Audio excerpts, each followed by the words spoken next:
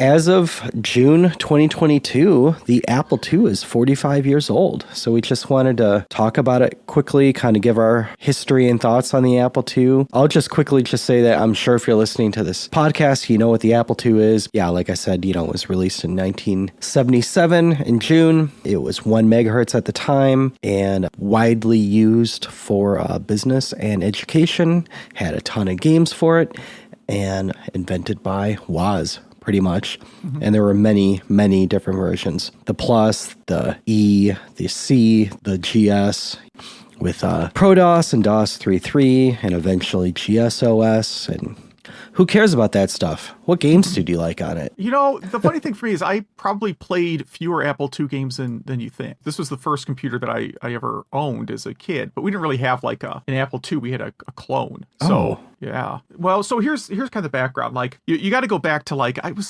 probably summer 1982. Around that time period, my parents sort of had a debate, which was my father thought I should be spending more time playing Little League, and my mom thought I should probably try out a computer camp. I ended up doing both. And as of today, I still can't catch a baseball and work as a computer programmer. So yeah. you can kind of see which parent was right there. Yeah. Computer Camp was basically a Logo programming class on the Apple II.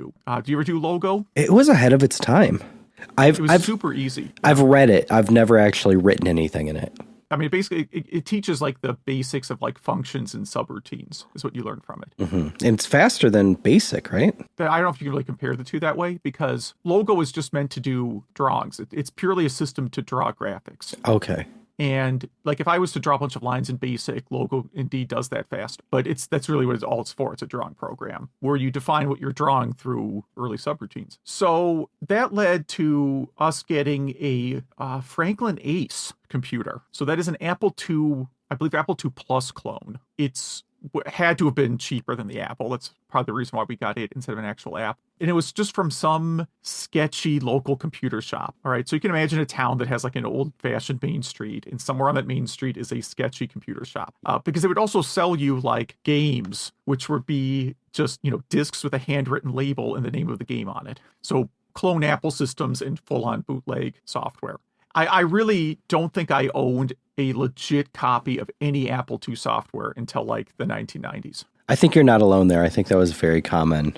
Yeah. So I feel bad about that, I suppose. But what I really got into on that Apple II was programming. I had an Intellivision already, and the Apple games I saw just didn't seem to be as good as the Intellivision games. Mostly because Intellivision was still better for like action games, and I wasn't really into like RPGs or adventure games yet. Mm-hmm.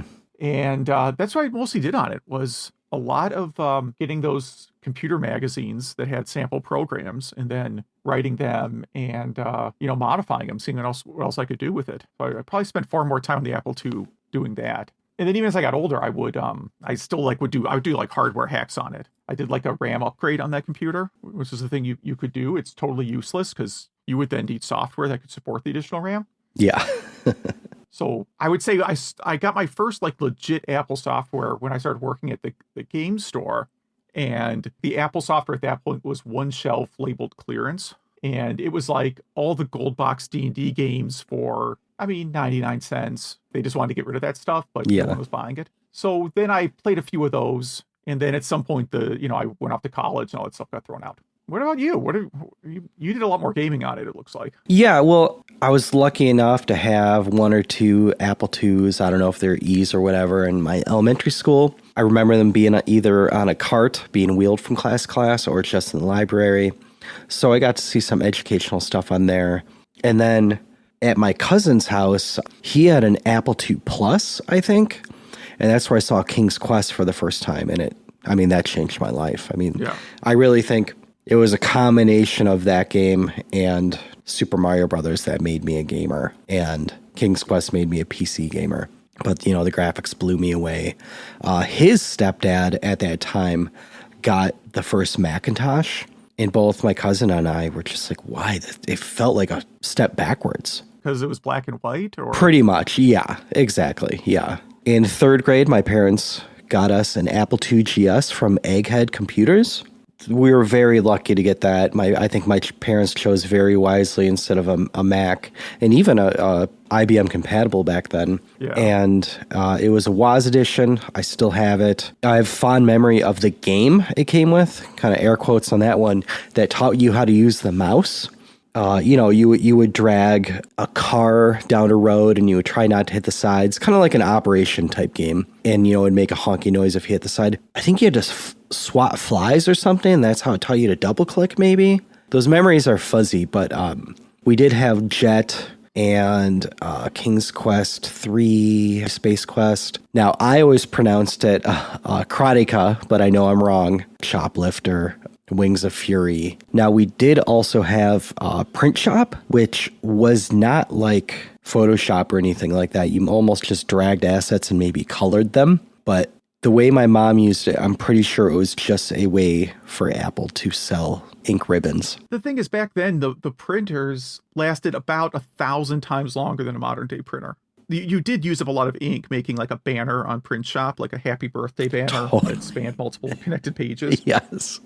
But like today, the cheap printer I have, I would get the H printed and then it would tell me it's out of ink. Yes, exactly. Yeah. And ink costs more than petroleum. Right. So I just go to Kinko's. I literally just drive to the FedEx Kinko's to print everything now. I don't know if it was AppleWorks or what word processor my mom used for business, but it looked like Vim, and she had every shortcut memorized. She was so fast in it. And, for some reason today, she can't even install an app on her iPhone. So I don't know the disconnect there, but she used to be way better at computers than she gave herself credit for. Two other quick things. I think GSOS was way better than the actual Mac OS.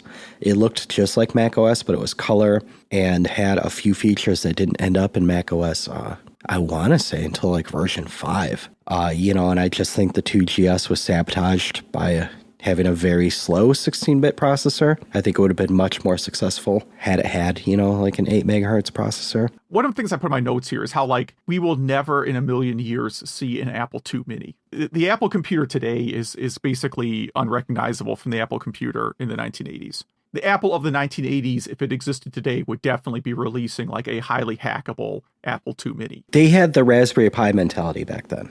Yeah, exactly. Yeah, I mean, it was just totally different. Yeah, Apple II Mini. That's if I ever get another Raspberry Pi, which I swore off buying more Raspberry Pis. Dedicated Apple II is a really, really tempting project. That would be cool. And there's got to be like an Apple II Raspberry Pi case. There's got to be. Oh, yeah. Yeah, and I'm sure I can find project pages of people who have done a setup of just here's a Raspberry Pi with a small monitor, in maybe a Bluetooth keyboard or something, and like every Apple II game ever made. Those people would probably be at Kansas Fest, which is the Apple II festival that happens every summer since, back in the 80s, and it's 2022, it's still happening. And that's June 19th, so you could watch it live on YouTube. July 19th. Okay. July 19th.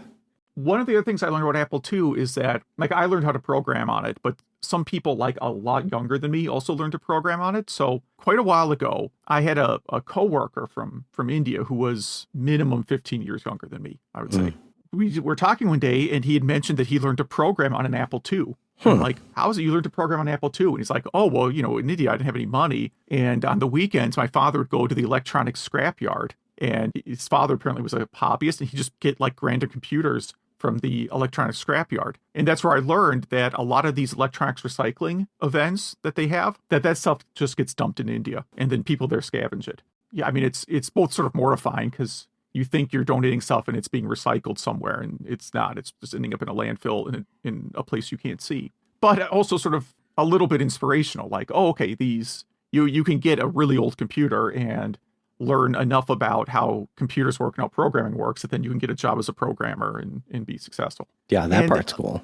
Since you, I, and Zach both wrote a bunch of stuff that we had memories of, I'm just going to list them here, kind of the best games. Breakout, all the Sierra games, the Wizardry series, Bard's Tale series, Lode Runner, Karateka, however you pronounce it. I loved that game back in the day. Prince of Persia, Shoplifter, Ultima 1, Arkanoid, Defender, Oregon Trail, Rocky's Boots, and then AppleWorks, Print Shop Pro, DazzleDraw, and Copy 2 Plus, and Disc Muncher for copiers. Yeah, you had to have a copier because you had to have the two giant drives. Yeah. There were some programs where I think you could copy with just one drive, but it was a lot of swapping involved. I've been through that. Very annoying.